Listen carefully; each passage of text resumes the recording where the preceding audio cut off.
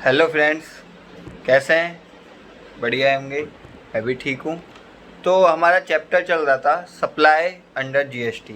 Supply की meaning हमने पढ़ ली थी। सेक्शन 7 हम पढ़ देते हैं। सेक्शन 7 सबसेक्शन 1 क्लोज ए, जिसमें स्कोप ऑफ सप्लाई आपका दिया गया था।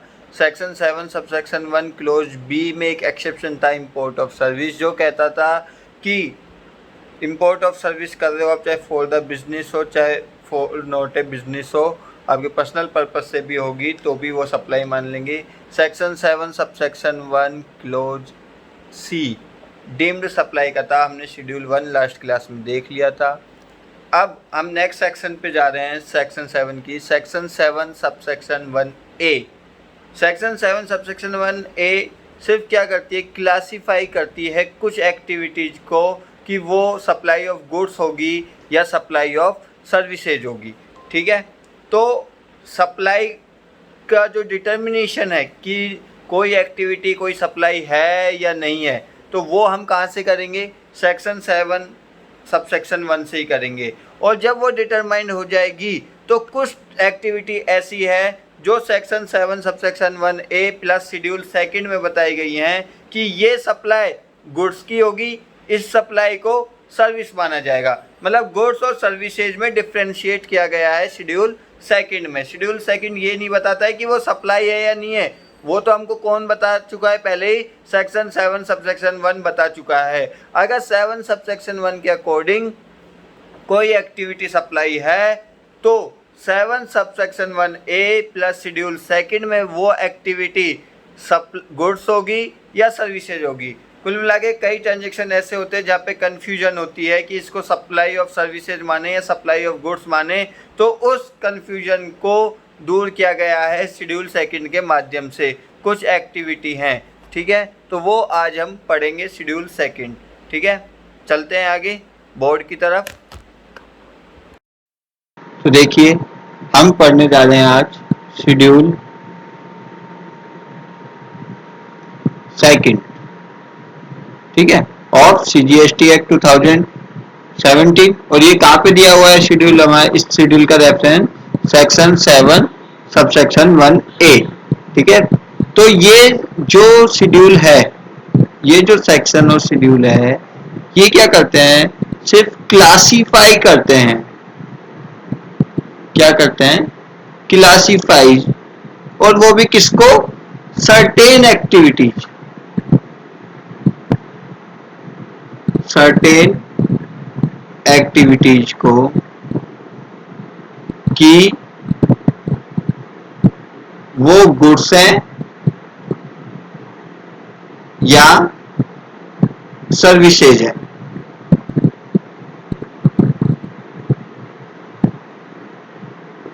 ठीक है, तो ये तो सिर्फ आपको याद करने वाली चीज है, इसको याद करना पड़ेगा। ठीक है, कि वो गुड्स है या सर्विसेज है। उतार लीजिए इसको, ठीक है। Either as supply of goods या सर्विसेज। ठीक है, तो सिर्फ सर्टेन एक्टिविटीज है। सर सर्टेन कैसे? जैसे सपोज करो 7 subsection 1 clause A clause B clause C का जो शेड्यूल था फर्स्ट, उसमें 4 ट्रांजेक्शन थे। इसमें कितने? अगर देखें तो टोटल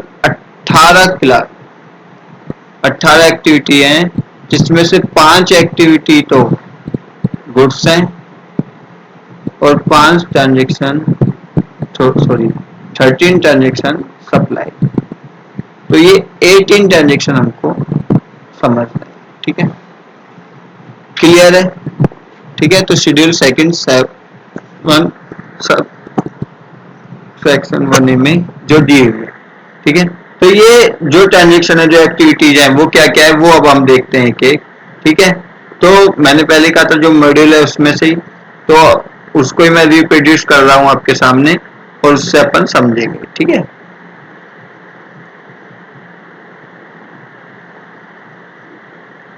दिख रहा है आप लोगों को?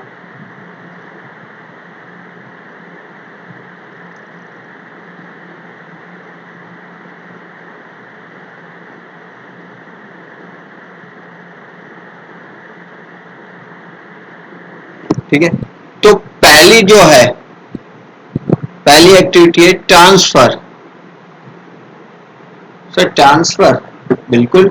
अब ट्रांसफर किसका? एनी ट्रांसफर ऑफ टाइटल, जो अंडरलाइन कर रहा हूं उसको अंडरलाइन कर लेना। एनी ट्रांसफर ऑफ टाइटल मतलब मालिकाना हक, ओनरशिप।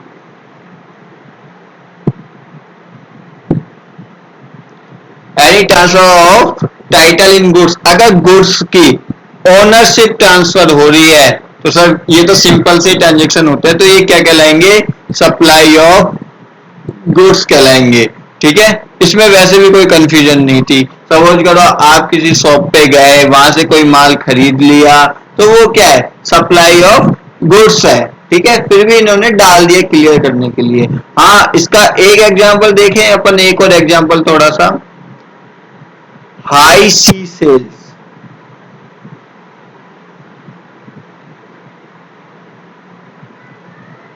इसका एक एग्जांपल और ले सकते हो आप लोग, high sea sales. High sea sales का मतलब क्या होता है? जो समुद्र, sale in the water of sea, जो समुद्र के पानी में सेल से होती है ना वो। और ये समुद्र कौन सा है? Out of territory of India, of India. India की सीमा के बाहर जो समुद्र में सेल हो जाती है उसको भी हम क्या कहेंगे? Supply of goods. सपोज करो ये कैसे होती है, देखो। जैसे सपोज करो ए है इंडिया में, ठीक है, उसने यूएस से कोई वो माल मंगा रहा है जो शिप के जरिए आ रही है, माल आ रहा है शिप के जरिए। तो ये ए कौन हो गया? हमारा इंपोर्टर, समझना है ना। ये ए कौन हो गया? इंपोर्टर। अब माल आ रहा है और अभी ये वाटर में है, अभी ये शिप में ही है, माल जहाज में है और इंडिया के बाहर के ही एरिया में है। और तो तब उस वक्त इसने क्या करा? बी को, जो भी इंडिया में ही है, उस बी को माल क्या कर दिया? सेल कर दिया। तो ये सेल जो होती है वो कौन सी कहलाती है? High sea sales. अब अभी जो हुआ है सिर्फ क्या हुआ है? पेपरों में कि ए ने किसके नाम पे इनवॉइस काट दी है? बी के नाम पे। तो ये क्या हुआ है? ट्रांसफर ऑफ टाइटल, मालिकाना हक जो इस गुड्स का है वो किसका हो गया है? बी का हो गया है। तो ये जो है ये क्या कहलाएगा? सप्लाई ऑफ गुड्स कहलाएगा। ठीक है, ट्रांसफर ऑफ टाइटल का मतलब समझ गए कि अभी माल हमारा वहां पे है, जहाज में ही है, माल को इंडिया में पहुंचने से पहले ही किसको भेज दिया गया है? बी को भेज दिया गया है। तो देखो, देखा जाए तो माल का ट्रांसफर नहीं हुआ, लेकिन किसका हो गया है? टाइटल इन गुड्स, ये जो गुड्स है इसका जो मालिकाना हक है वो किसको ट्रांसफर हो गया है? बी को। तो ये क्या कहलाएगा? Transaction supply of goods. ठीक है, आगे चलते हैं। एनी ट्रांसफर ऑफ राइट, याद रखना, ऊपर था टाइटल और यहां है राइट इन गुड्स और undivided shares in goods without transfer of title. मतलब टाइटल मालिकाना हक जनरली ये रेंट है, रेंट पे मैंने कोई चीज दी है, रेंट पे मैंने आपको कोई मशीनरी दे दी, मैंने कोई मशीनरी आपको रेंट पे दे दी है, तो मैंने क्या किया है? सिर्फ ट्रांसफर ऑफ राइट, मैंने राइट का ट्रांसफर किया है, आपको मालिकाना हक नहीं दिया है। तो ये क्या कहलाती है? मेरी सप्लाई ऑफ सर्विस। अगर टाइटल टाइटल का ट्रांसफर हो रहा है तो सप्लाई ऑफ गुड्स है, और राइट का ट्रांसफर हो रहा है तो सप्लाई ऑफ सर्विस है। और तीसरा क्या आएगा मैं बता देता हूं पहले ही। ये जो टाइटल है, आप कहते हो इन फ्यूचर डेट कि मैं फ्यूचर डेट में ये टाइटल आपको ट्रांसफर कर दूंगा on payment of full consideration, तो वो भी क्या होगा? Supply of goods. मतलब कि हायर परचेज सिस्टम, एग्जाम्पल है हायर परचेज सिस्टम, सबने पढ़ रखा होगा हायर परचेज सिस्टम। मैंने कोई माल खरीदा है और उस माल का मालिकाना हक मेरे पास कब आएगा? जब मैं उसकी लास्ट इंस्टॉलमेंट पास कर दूंगा, ठीक है। तो any transfer of title in goods, goods में है देखो टाइटल का ट्रांसफर हो रहा है वो गुड्स में हो रहा है, तो वैसे भी वो क्या होगा, सप्लाई ऑफ गुड्स होगा। तो क्लियर है ये चीज तीनों, ठीक है। तो ट्रांसफर किसका, टाइटल का और राइट्स का। अगर टाइटल का ट्रांसफर है तो सप्लाई ऑफ गुड्स है, और राइट्स का ट्रांसफर है तो सर्विस है। क्लियर है ये चीज। अगर ये टाइटल जो ट्रांसफर हो रहा है title in a future date होगा on payment of a full consideration, तो भी वो गुड्स ही माना जाएगा। हायर परचेज सिस्टम इसका एग्जाम्पल है, नोट कर लीजिएगा, ठीक है।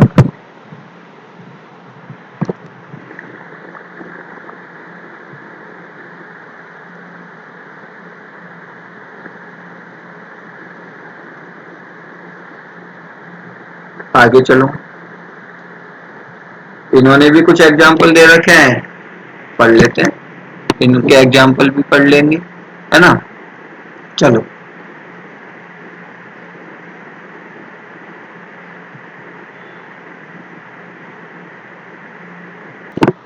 इन्होंने एक एग्जाम्पल तो वही दे रखा है हायर परचेज वाला, तो इसमें तो हमें कोई कंफ्यूजन ही नहीं है, ठीक है। आगे कह रहे हैं optimum manufacture supply toys to retailer on sale और रिटर्न बेसिस। सेल और रिटर्न बेसिस मतलब सेल्स ऑन अप्रूवल वाला है ये, ठीक है, सेल्स ऑन अप्रूवल। तो इसमें सप्लाई ऑफ गुड्स कब मानी जाती है, जब सामने से अप्रूवल आ जाती है कि भैया हाँ अब हमें आपका माल पसंद है, तो ये क्या होगा, सप्लाई ऑफ गुड्स होगा, ठीक है। सेकंड, लैंड एंड बिल्डिंग से संबंधित ट्रांजेक्शन होते हैं, ठीक है। देखो आपको भी पता है लैंड एंड बिल्डिंग अगर इमूवेबल प्रॉपर्टी होती है तो ये गुड्स में इंक्लूड नहीं होती है। तो जब ये section 7 subsection 1 clause A clause B clause C के अकॉर्डिंग ही सप्लाई नहीं है, तो 7 सबसेक्शन 1 ए के शेड्यूल सेकंड के अकॉर्डिंग इसको चेक करना बेकार है। लेकिन याद रखो गुड्स नहीं है, क्या ये सर्विस कैटेगरी में आ सकती है, हाँ आ सकती है, क्योंकि शेड्यूल सेकंड इसके लिए डीम्ड फंक्शन है, ठीक है। तो देखो क्या बेचने की बात नहीं हो रही है, किसकी बात हो रही है, सर्विसेज की। Any lease tenancy agreement and licence to occupy land, मतलब अगर आप इसको किराए पे दे रहे हो, रेंट पे दे रहे हो, टेनेंसी पे दे रहे हो, तो क्या मानी जाएगी, सप्लाई ऑफ सर्विसेज मानी जाएगी, ठीक है।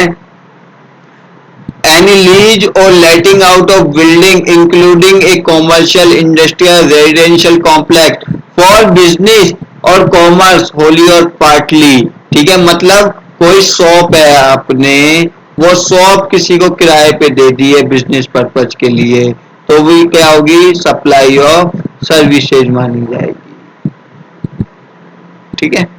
ये तो लैंड की बात है और ये बिल्डिंग की बात है, ठीक है।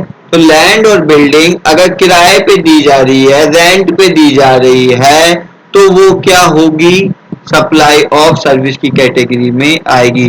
रेजिडेंशियल पर्पज के लिए अगर कोई भी बिल्डिंग दी जाती है तो वो एग्जम्प्ट है, उसको आगे एग्जम्पशन किया गया है, ये हम एग्जम्पशन वाले चैप्टर में पढ़ेंगे। तो अभी क्लियर है, लैंड एंड बिल्डिंग अगर लीज, रेंट, टेनेंसी, ठीक है। टेनेंसी क्या होती है, पगड़ी सिस्टम चलता था ना पहले, पगड़ी सिस्टम वो है। ईजमेंट मतलब कोई बेनिफिट आ रहा हो उससे, ठीक है। लाइसेंस टू ऑक्यूपाई, लाइसेंस दे रखा हो कि भैया आप हमारी जमीन पे आके काम कर लेना, तो ये सारी चीजें होंगी, तो इनको क्या माना जाएगा, सप्लाई ऑफ सर्विस माना जाएगा, ठीक है। थर्ड है ट्रीटमेंट ऑफ प्रोसेस, नॉर्मल भाषा में कहूं तो जॉब वर्क, जॉब वर्क को भी क्या कहा जाएगा, सप्लाई ऑफ सर्विस कहा जाएगा। तो ये बताने की क्या जरूरत है, अरे बता दिया ना, क्लियर कर रहे हैं। जस्ट शेड्यूल सेकंड क्या कर रहा है, क्लासिफाई कर रहा है सर्टेन एक्टिविटीज को, क्योंकि जीएसटी से पहले जो लॉ थे उसमें कंफ्यूजन थी कि गुड्स माने या सप्लाई माने।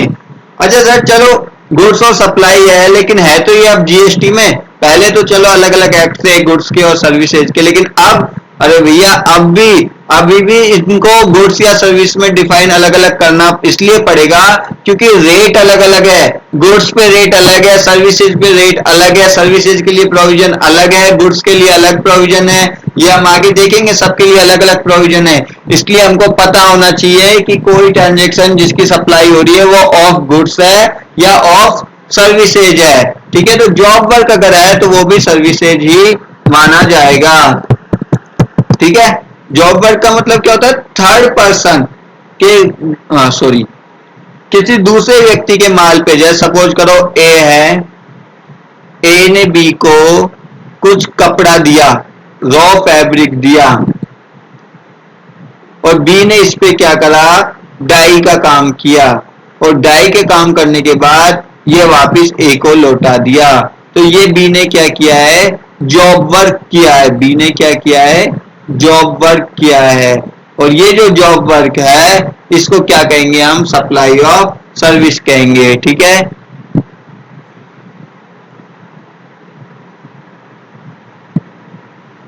आगे है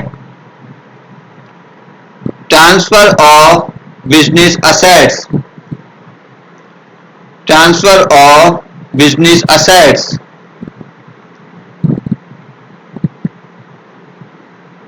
सब बिजनेस असेट्स का ट्रांसफर सप्लाई होता है क्या? अरे होता है मेरे भाई, होता है।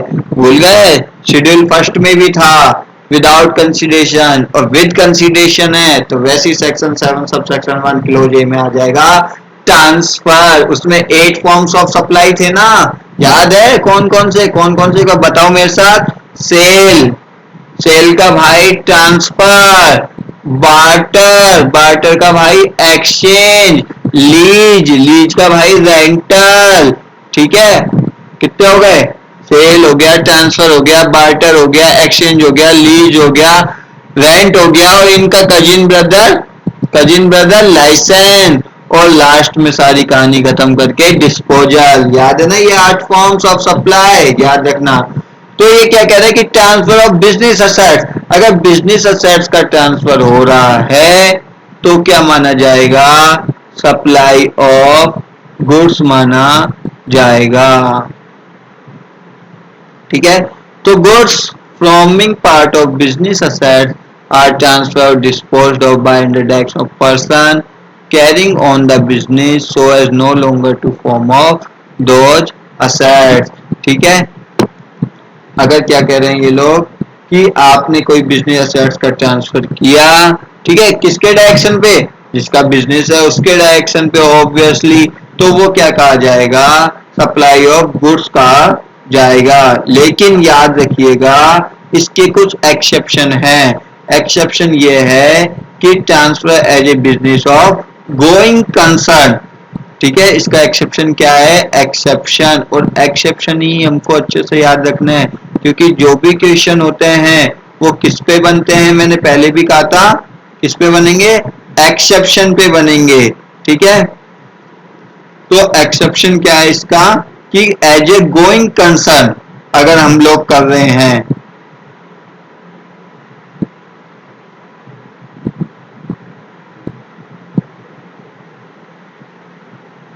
ठीक है, गोइंग कंसर्न अगर हम क्या कर रहे हैं? ट्रांसफर कर रहे हैं, तो उसको क्या सप्लाई इस कैटेगरी में नहीं आएगा, सप्लाई ऑफ गुड्स की कैटेगरी में नहीं आएगा। ठीक है, ये आपको बता दूं। ठीक है, ये क्या है? सप्लाई मान, अगर एज ए गोइंग कंसर्न हम इसको ट्रांसफर करेंगे तो ये क्या मान लिया जाएगा? सप्लाई ऑफ सर्विसेज मान लिया जाएगा। ठीक है, क्लियर है ये चीज? एक्सेप्शन का मतलब क्या है? Goods forming part of business assets are transferred और disposed of by under direction of person carrying on the business so as no longer to form part of those assets. तो ये सप्लाई ऑफ गुड्स है, लेकिन इसका एक exception है। As a going concern अगर हम ट्रांसफर कर रहे हैं तो उसको क्या मान लिया जाएगा? सप्लाई ऑफ सर्विस मान लिया जाएगा। हाँ, वो बात अलग है कि गोइंग कंसर्न के अकॉर्डिंग अगर ट्रांसफर हो रहा है तो उसको नोटिफिकेशन नंबर 12/2017 में एग्जेम्प्टेड किया गया है। लिख लेना गोइंग कंसर्न को नोटिफिकेशन नंबर 12/12/2017 के अकॉर्डिंग क्या किया गया है, this is a exempted service. क्या है ये, एग्जेम्प्टेड सर्विस है। ये याद होना चाहिए आपको, है ना, ये चीज याद होनी चाहिए आपको कि ये एग्जेम्प्टेड सर्विस है। ठीक है, इसी का ही सेकंड पार्ट है कि goods held use for business are put to private use or are made available to any person for use for any purpose other than business। मतलब नॉन बिजनेस पर्पज के लिए या प्राइवेट यूज के लिए अगर आप गुड्स को ले लेते हो, उपयोग में यूज ले लेते हो, तो उसको क्या माना जाएगा, सप्लाई ऑफ सर्विस माना जाएगा। क्या माना जाएगा, सप्लाई ऑफ सर्विस। ठीक है, यूज करने के लिए आपने डिस्पोज नहीं किया, उसका ट्रांसफर नहीं किया है, सिर्फ उसको क्या किया, यूज किया है फॉर प्राइवेट यूज या अदर देन बिजनेस के लिए किसी थर्ड पर्सन को आपने अवेलेबल कराया है, तो उसको क्या माना जाएगा, सप्लाई ऑफ सर्विस माना जाएगा। जैसे सपोज करो मेरे पास ट्रक था,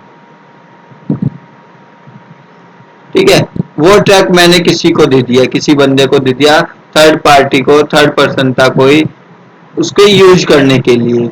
वो उस ट्रक को अपने घर के काम के लिए लेके जा रहा था या कैसे भी लेके जा रहा था, उस पर्पज के लिए मैंने उसको दे दिया, चाहे उससे पैसे लूं चाहे नहीं लूं, उससे कोई मतलब नहीं है। इसको क्या माना जाएगा, सप्लाई ऑफ सर्विस माना जाएगा। ठीक है, जो फर्स्ट पैरा था उसमें ट्रांसफर हो रहा था, मैं उस माल को उसको दे रहा था, ठीक है, यहाँ अवेलेबल करा रहा हूँ फॉर यूज, ठीक है, उस गुड्स को, तो वो सप्लाई ऑफ सर्विसेज है। ट्रांसफर हो रहा है गुड्स का, तो ऑब्वियसली वो सप्लाई ऑफ गुड्स है। थर्ड पैरा क्या कहता है कि मेरे पास स्टॉक पड़ा था बहुत सारा, लेकिन मैंने क्या कर दिया, बिजनेस बंद कर दिया, ठीक है, या मैं पहले आगे पढ़ेंगे जब हम देखेंगे रजिस्ट्रेशन की लिमिट 40 लाख का टर्नओवर होता है कि आपका 40 लाख का टर्नओवर है तो आपको जीएसटी में रजिस्ट्रेशन कराना है। तो सपोज करो मेरा टर्नओवर कम रह गया, 10 लाख रह गया, इसलिए मैंने रजिस्ट्रेशन का कैंसिलेशन करा दिया।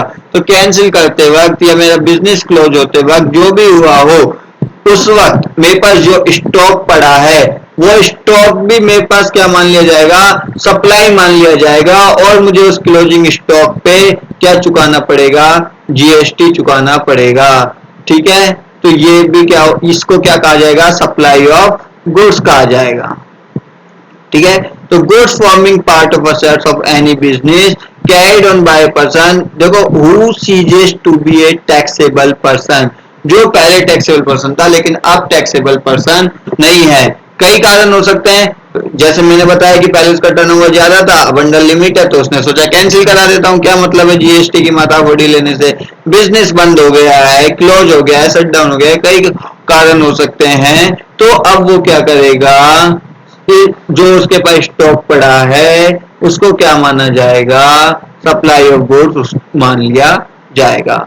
ठीक है, इसका एक एक्सेप्शन है, business transfer as a going concern to another, मैंने किसी व्यक्ति को वो पूरा का पूरा बिजनेस ट्रांसफर कर दिया और गोइंग कंसर्न कर दिया है, तो वो सप्लाई ऑफ गुड्स नहीं होगा, वो सप्लाई ऑफ सर्विस माना जाएगा। और अभी अभी बताया मैंने कि सप्लाई ऑफ सर्विस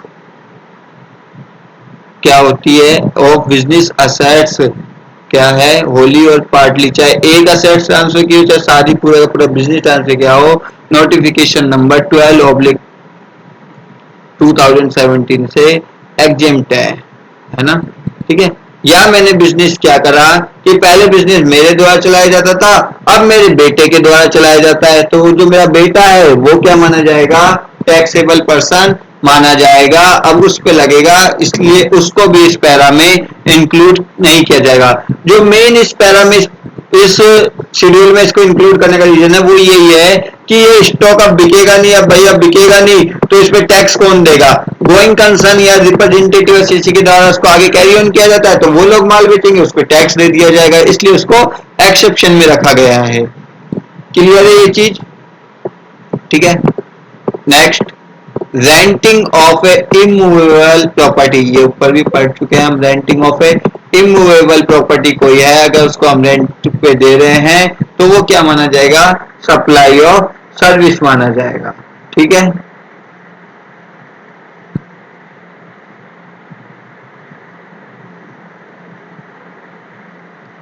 आगे चल रहे हैं हम इसी में।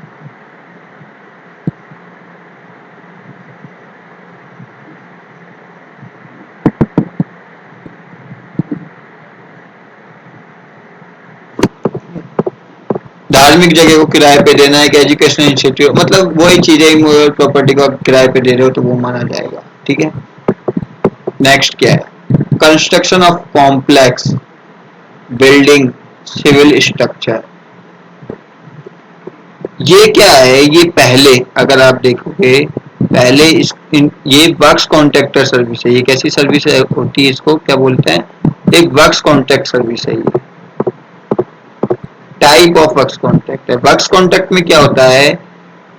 Generally labour plus material use आता है ना। आगे अपन देखेंगे डेफिनेशन वर्क्स कॉन्ट्रैक्टर की अभी। लेबर प्लस वर्क्स कॉन्ट्रैक्ट, जैसे सपोज करो बिल्डिंग बना, तो उसमें बिल्डिंग में क्या होगा? मैं मटेरियल लगा रहा हूँ और लेबर लगा रहा हूँ, और बनने के बाद वो असेट्स क्या हो जाएगी? इमूवेबल हो जाएगी। ठीक है सर, इमूवेबल तो गुड्स ही नहीं है, उस पर तो जीएसटी लगेगा ही नहीं। मेरे भाई, मैं जो पैसे ले रहा हूं वो उसको बनाने के ले रहा हूं, उसको बेचने के लिए नहीं ले रहा। अगर बिल्डिंग बनने के बाद सेल होती है, सेल आफ्टर कंप्लीटिशन, तो बिल्कुल you are right, you are very very right कि वो इमूवेबल प्रॉपर्टी है, इमूवेबल प्रॉपर्टी पे जीएसटी नहीं लगता। लेकिन मैं पैसे मटेरियल लेबर लगा रहा हूं उस बिल्डिंग को बनाने में, मैं बिल्डिंग नहीं बेच रहा, मैं अपना माल और लेबर बेच रहा हूं। वो बात अलग है कि वो बाद में चल के इमूवेबल प्रॉपर्टी बन जाएगी, लेकिन मैंने तो पैसा इमूवेबल प्रॉपर्टी से पहले का लिया है, कच्चे माल का लिया है एक तरीके से, और अपनी लेबर का लिया है। ठीक है, तो इसको क्या बोलेंगे हम? सप्लाई ऑफ सर्विस बोलेंगे। ठीक है, सप्लाई ऑफ सर्विस। तो construction of a complex building civil structure or a part thereof including a complex or building intended for sale to buy, यार intended for sale to a buyer wholly or partly.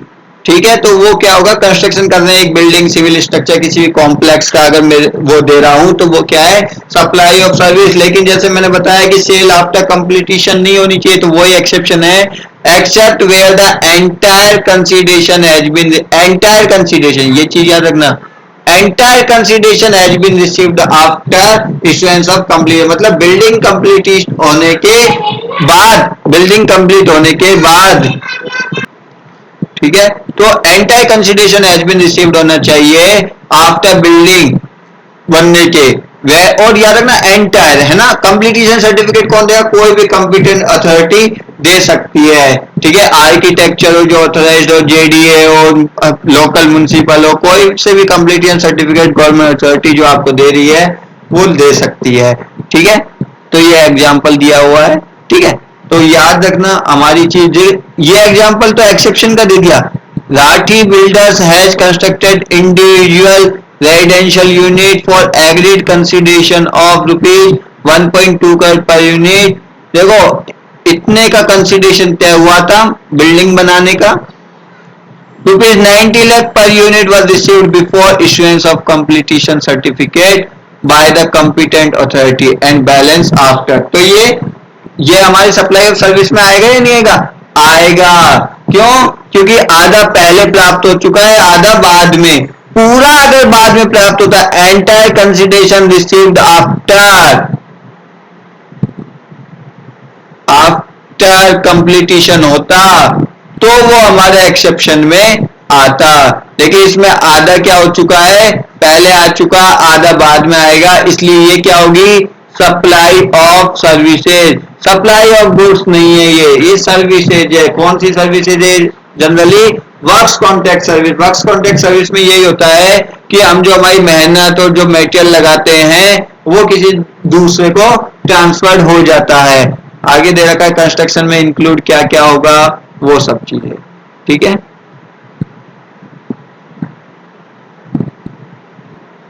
ठीक है, ये पढ़ लेना। ये बता रखा है कि कौन कौन आपकी ऑथराइज्ड कॉम्पिटेंट अथॉरिटी होगी। ठीक है, आगे चलते हैं। सी तो ए था वो बिल्डिंग किराए पे देने का, बी आया इसको कंस्ट्रक्शन करने का, सप्लाई ऑफ सर्विसेज है, ये भी सप्लाई ऑफ सर्विसेज है, ये भी सप्लाई ऑफ सर्विसेज है। सी क्या कह रहा है, टेम्पररी ट्रांसफर और परमिटिंग यूज और enjoyment of intellectual property right. Right की बात है, राइट। राइट जहां पे आ जाता है, राइट का जहां ट्रांसफर हो रहा है वो जनरली आपको पता है क्या होगा, सप्लाई ऑफ सर्विस। अगर टाइटल का ट्रांसफर है, मालिकाना हक का ट्रांसफर है, तो वो गुड्स। और अगर यूज ऑफ राइट का ट्रांसफर है तो वो क्या होगा मेरे बच्चों, सर्विस। ठीक है, तो ये भी क्या है, सप्लाई ऑफ सर्विस है। ठीक है, डेवलपमेंट डिजाइन प्रोग्रामिंग मतलब बिल्डिंग आईटी सॉफ्टवेयर जो होती है, आईटी सॉफ्टवेयर जो होते हैं उसको डेवलप करने का, डिजाइन करने का, programming, customization, adaption, upgradation, enhancement, implementation करने का भी क्या होगा, सप्लाई ऑफ सर्विस। सॉफ्टवेयर आप बना लो, याद रखना प्री पैकेज सॉफ्टवेयर अगर है, याद रखना प्री पैकेज्ड सॉफ्टवेयर अगर है, प्री पैकेज सॉफ्टवेयर अगर है तो वो क्या है, उसको गुड्स माना जाएगा। ठीक है, याद रखना यहाँ पे क्या है, development design programming customization adoption upgradation enhancement implementation. मतलब आप सॉफ्टवेयर बना रहे हो, उसको डिजाइन कर रहे हो, प्रोग्राम कर रहे हो, कस्टमाइजेशन कर रहे हो, किसी के लिए अपग्रेड कर रहे हो, तो वो है सर्विस। लेकिन पहले से कोई सॉफ्टवेयर बना है, वो किसी पेन ड्राइव में या किसी सीडी में बिक रहा है पहले से ही, सेम तरीके से वो सभी को दिया जाएगा, कोई अलग अलग नहीं है, तो वो किस कैटेगरी में आएगा मेरे भाइयों, गुड्स की कैटेगरी में आएगा। तो ये चीज क्लियर है, याद रखना। डेवलपमेंट डिजाइनिंग, कोई नया सॉफ्टवेयर बना लो, मतलब कोई अच्छा सॉफ्टवेयर है, किसी ने कहा कि मुझे ऐसा सॉफ्टवेयर चाहिए, ऐसा ऐसा बनाओ, डेवलप कराया उसने उसने मुझसे अकाउंटिंग सॉफ्टवेयर, तो वो क्या है, सर्विसेज है। और प्री पैकेज अगर सॉफ्टवेयर है तो वो क्या है, गुड्स है। अब प्री पैकेज सॉफ्टवेयर में अगर कोई अपडेशन आता है तो बस अपडेशन है, अपडेशन तो ये है ना, अपडेशन अपग्रेडेशन, तो वो क्या होगी, सप्लाई ऑफ सर्विसेज होगी। ठीक है, आगे चलें। Agreeing to obligation to refrain from an act, मैं किसी को कोई काम करने से रोक रहा हूं, या कुछ काम मेरा कोई सहन कर रहा है, या कोई परिस्थिति को सहन कर रहा है, या किसी को काम करने को कह रहा हूं, तो ऐसा कोई एग्रीमेंट हुआ है तो भी वो सप्लाई ऑफ सर्विसेज होगा। सपोज करो दो केबल ऑपरेटर हैं, ए और बी, ये कौन है, दोनों केबल ऑपरेटर हैं। ठीक है, बी ने कहा कि भैया मांस जयपुर इलाका मेरा है, इसमें सिर्फ केबल मैं लगाऊंगा और तू कोई नहीं लगाएगा। इसके लिए बी ने ए को क्या दिए, 5 लाख रुपए दिए।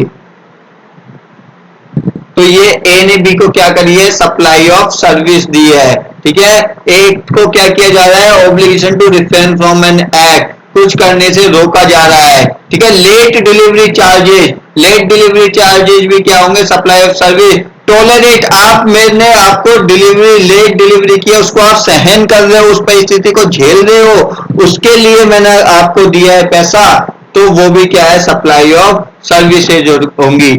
एम्प्लॉय को कहा था 2 साल से पहले छोड़ गए तो 2 लाख रुपए देने पड़ेंगे, तो वो भी मेरी सप्लाई ऑफ सर्विसेज में आएगा। ठीक है, क्लियर है ये चीज।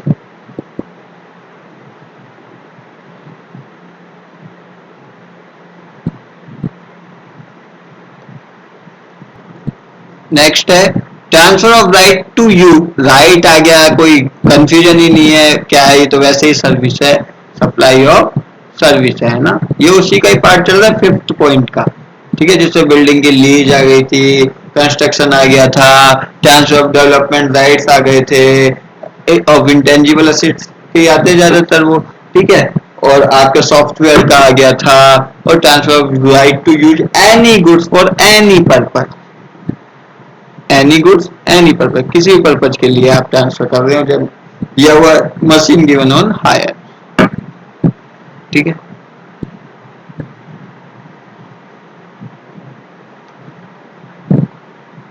आगे कंपोजिट सप्लाई। जो कंपोजिट सप्लाई क्या होती है ये अपन आगे पढ़ेंगे। ठीक है, अभी सिंपल सा ये समझ लीजिए, composite supply includes two services, bunch of services. क्या ये? बंच ऑफ सर्विसेज, टू और more services provide, bunch of supplies, two or more supplies are provided।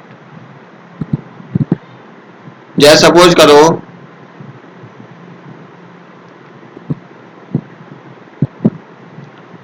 एक गिफ्ट पैक है, ठीक है, गिफ्ट पैक है, उसमें चॉकलेट्स भी है, कोल्ड ड्रिंक भी है, ठीक है, एक टेडी बियर भी रखा है। तो एक साथ क्या किया जा रहा है? चॉकलेट भी जा रही है, कोल्ड ड्रिंक्स भी जा रही है, टेडी बियर भी जा रहा है। तो ये कैसी सप्लाई है? ये एक कंपोजिट सप्लाई है। कैसी सप्लाई है? कंपोजिट। दो तरह की सप्लाई आती है, आगे हम पढ़ेंगे, कंपोजिट सप्लाई और मिक्स सप्लाई। दोनों में क्या अंतर होता है वो भी हम आगे देखेंगे। ठीक है, तो कंपोजिट सप्लाई में भी अगर वर्क्स कॉन्ट्रैक्ट सर्विस है तो उसको क्या माना जाएगा? Supply of service. ये इन्होंने अलग से डाला है। वैसे बिल्डिंग वाला जो पार्ट था वो तो अलग कर ही दिया था, बाकी कोई भी और भी वर्क्स कॉन्ट्रैक्ट सर्विस है तो वो भी क्या मानी जाएगी? Supply of service. जैसे एसी है, एसी का इंस्टॉलेशन करना है, फिटिंग करनी है, ठीक है, फैब्रिकेशन वर्क है, तो ये सब क्या होंगे? वर्क्स कॉन्ट्रैक्ट होंगे और इनको क्या माना जाएगा? Supply of service. Works contract का मतलब क्या होता है? Works contract means a contract, works contract means a contract for building, building मतलब बनाना, कंस्ट्रक्शन, फैब्रिकेशन, कंप्लीट करना, erection, installation, fitting out, improvement, modification, repair, maintain, renovation, alteration, commissioning of any immovable property. ये याद रखना, आपका काम होने के बाद प्रॉपर्टी कैसी बन जाए? Immovable property. When transfer property in goods, when transfer property in goods is involve in the execution of such contract. जैसे कॉन्ट्रैक्ट पूरा होगा तो वो जो बिल्डिंग बनाई है, कंस्ट्रक्शन हुआ है, फैब्रिकेशन हुआ है, कोई वर्क कंप्लीट हुआ है, वो क्या होगा? ट्रांसफर हो जाएगा। ठीक है, जैसे मैं को बिल्डिंग बनाया तो मैं बिल्डिंग बनाना तो वो बिल्डिंग का क्या हो जाएगा? बाद में ट्रांसफर हो जाएगा। एसी की फिटिंग करी, उसमें जो भी लेबर वेबर लगी, माल लगा, वो सब टूल्स लगे, वो सब क्या हो गया? ट्रांसफर हो गया। लिफ्ट बनाई, लिफ्ट, लिफ्ट, लिफ्ट क्या है? इमूवेबल प्रॉपर्टी बन जाएगी बाद में। ठीक है, तो लिफ्ट लगाने तक का जो भी काम होगा वो वर्क्स कॉन्ट्रैक्ट में आएगा। ठीक है, इंस्टॉलेशन आ गया ना, तो वर्क्स कॉन्ट्रैक्ट सर्विस भी क्या होगी? सप्लाई ऑफ सर्विस होगी।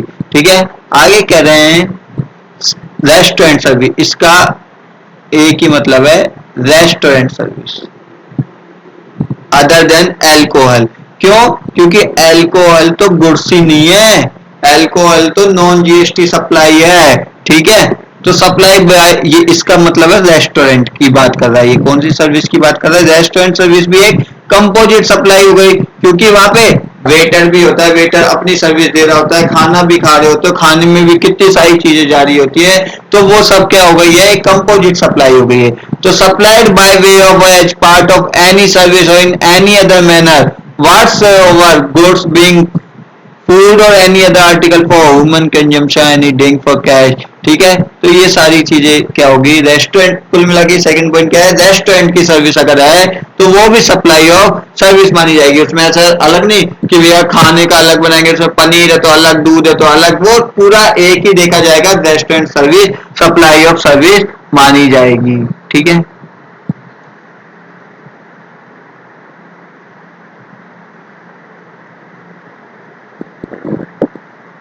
आगे कह रहे हैं सप्लाई ऑफ गुड्स। इसका एग्जांपल हम देख चुके थे पहले भी। ठीक है, supply of goods by an unincorporated association or to a member for cash. ठीक है, आपने एक सोसाइटी बनाई और आप अपनी सोसाइटी वालों को, जो भी सोसाइटी के मेंबर हैं, उनको क्या दे रहे हो, एसी दे रहे हो। ठीक है, कैश में दे रहे हो या इंस्टॉलमेंट की सुविधा आपने दी है अपने मेंबर्स को। होते ना कई जो कहते हैं खंडेलवाल समाज है, जैसे कि भैया हमारे जो भी खंडेलवाल है उनको एसी डिस्काउंट पे दिया जा रहा है, तो वो भी क्या माना जाएगा, सप्लाई ऑफ गुड्स माना जाएगा। तो ये 7 पैराग्राफ में शेड्यूल सेकंड था, लेकिन जिसमें मैंने आपको बैठा दिया था कि 18 ट्रांजेक्शन है, जिसमें से 5 तो गुड्स हैं और 13 सप्लाई है। ठीक है, और आपको इसको जनरली याद करने के लिए हमें क्या रखना पड़ेगा कि राइट अगर ट्रांसफर हो रहा है तो वो जनरली सर्विस है, और गुड्स अगर जा रहा है, सॉरी टाइटल का अगर ट्रांसफर हो रहा है तो वो गुड्स है। ठीक है, वर्क्स कॉन्ट्रैक्ट सर्विस है तो वो सर्विस है, रेस्टोरेंट की है तो वो सप्लाई ऑफ सर्विसेज है। ठीक है, ये सारी चीज आपको ध्यान रखनी है। तो सिंपल सा हमारा शेड्यूल सेकंड था, कोई ज्यादा हार्ड एंड फास्ट इसमें कोई रूल था नहीं। ठीक है, इसमें हमने शुरू से अगर हम देखें तो एक बार रिवीजन कर लेते हैं फटाफट। सबसे पहला था हमारा ट्रांसफर, जो ये जिसने हमको थोड़ा सा बेसिक पॉइंट दिया है कि ये टाइटल का ट्रांसफर है तो वो गुड्स है, अगर ट्रांसफर ऑफ राइट्स है तो वो सर्विसेज है। और इसने हायर परचेज का भी एक एग्जांपल दिया था उसी में ही, कि अगर ऐसा एग्रीमेंट हो रहा है कि ट्रांसफर ऑफ टाइटल आपको कब ट्रांसफर होगा, on full payment of consideration, जब आप फुल पेमेंट कर दोगे इन फ्यूचर तब आपको ट्रांसफर ऑफ टाइटल हो जाएगा, तो वो भी सप्लाई ऑफ गुड्स है। उसके बाद आया था हमारा लैंड एंड बिल्डिंग का, कि लैंड एंड बिल्डिंग का अगर लीज किराए पे दे रहे हैं उसको तो वो सप्लाई ऑफ सर्विस, क्योंकि यूज करने के लिए दे रहे हैं ना, तो वो भी सप्लाई ऑफ सर्विस है। ठीक है, फिर आया था जॉब वर्क का, एक जॉब वर्क भी क्या होगा, सप्लाई ऑफ सर्विस होगा। फिर बिजनेस असेट्स क्या है, कि अगर बिजनेस असेट्स का डिस्पोजल हो रहा है, ट्रांसफर हो रहा है, तो सप्लाई ऑफ गुड्स होगा। ठीक है, अगर हम वो किसी को यूज करने के लिए दे रहे हैं या खुद के प्राइवेट यूज के लिए ले रहे हैं तो वो सप्लाई ऑफ सर्विस होगा। यूज के लिए ले रहे हैं ना, तो सप्लाई ऑफ सर्विसेज होगा। हमारा बिजनेस बंद हो गया है और हम वो किसी को असेट्स को ट्रांसफर कर रहे हैं, ठीक है, तो उस वक्त जो भी हमारे पास स्टॉक बचा हुआ है वो स्टॉक क्या मान लिया जाएगा, सप्लाई ऑफ गुड्स। लेकिन अगर वो एज ए गोइंग कंसर्न किसी को बिजनेस दे दिया चलाने को, या अब से मेरा रिप्रेजेंटेटिव बिजनेस चलाएगा, तो वो एक इसका एक्सेप्शन है। ठीक है, बिल्डिंग अगर मैं किराए पे दे रहा हूँ या मशीनरी में कोई किराए पे दे रहा हूँ, इमूवेबल मंदिर की कोई जगह है, एजुकेशनल इंस्टीट्यूशन है, कोई किराए पे दे रहा हूँ तो किराए पे दे रहा हूँ, राइट ऑफ यूज दे रहा हूँ, तो क्या है, वो सप्लाई ऑफ सर्विस है। वर्क्स कॉन्ट्रैक्ट का एक पार्ट अलग से इस शेड्यूल में डाला गया है, जो है कि जो क्या था, इमूवेबल प्रॉपर्टी, जो आपकी बिल्डिंग है, सिविल स्ट्रक्चर है, उसका जो कंस्ट्रक्शन है उसको सप्लाई ऑफ सर्विस माना जाएगा। उसको अलग से इसलिए रखा गया क्योंकि इसमें एक पॉइंट था कि वो कब होना चाहिए, बिफोर, उसका जो कंसिडरेशन है वो पहले ही आ जाना चाहिए। आफ्टर कंप्लीटेशन ऑफ कंस्ट्रक्शन अगर पेमेंट आता है तो वो सप्लाई ऑफ गुड्स है, गुड्स होगी नहीं, कुछ होगा ही नहीं वो। ठीक है, आगे था फिर हमारा वो था इंटेंजिबल असेट्स को राइट यूज करने का राइट है, सप्लाई ऑफ सर्विस है। सॉफ्टवेयर अगर आप डेवलप कर रहे हो, डिजाइन कर रहे हो, तो आपका वो क्या होगा, सप्लाई ऑफ सर्विस होगा। अगर आप किसी को कुछ करने से रोक रहे हो या किसी को कुछ सहन करने के लिए कुछ पेमेंट कर रहे हो या किसी को कुछ करने के लिए कोई पेमेंट दे रहे हो, तो वो क्या माना जाएगा, सप्लाई ऑफ सर्विस मानी जाएगी। कोई चीज किराए पे दे रहे हो, किसी भी पर्पज के लिए दे रहे हो, वो सप्लाई ऑफ सर्विस मानी जाएगी। वर्क्स कॉन्ट्रैक्ट सर्विस है, वो सप्लाई ऑफ सर्विस मानी जाएगी।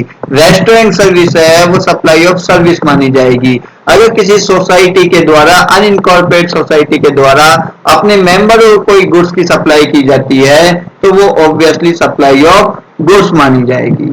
ठीक है, तो ये था हमारा शेड्यूल सेकेंड, जो कि सेक्शन 7 सबसेक्शन 1A में दिया गया था, जो ये कहता है कि अगर सेक्शन 7 सबसेक्शन के अकॉर्डिंग आप ये डिटरमाइन कर चुके हो कि कोई ट्रांजैक्शन सप्लाई है, तो अब हम ये बता दें कुछ एक्टिविटी को कि वो सर्विस है या गुड्स है।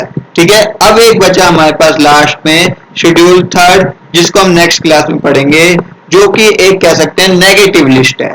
ठीक है, कोई भी कंफ्यूजन हो आप मुझे मैसेज, व्हाट्सएप, मेल कर सकते हैं, कमेंट में डाल सकते हैं। नेक्स्ट क्लास में उसका सॉल्यूशन आपको जरूर मिलेगा। क्लास को प्लीज शेयर कीजिएगा, कोई भी सजेशन हो तो प्लीज जरूर बताइएगा। Thank you very much, good night, bye.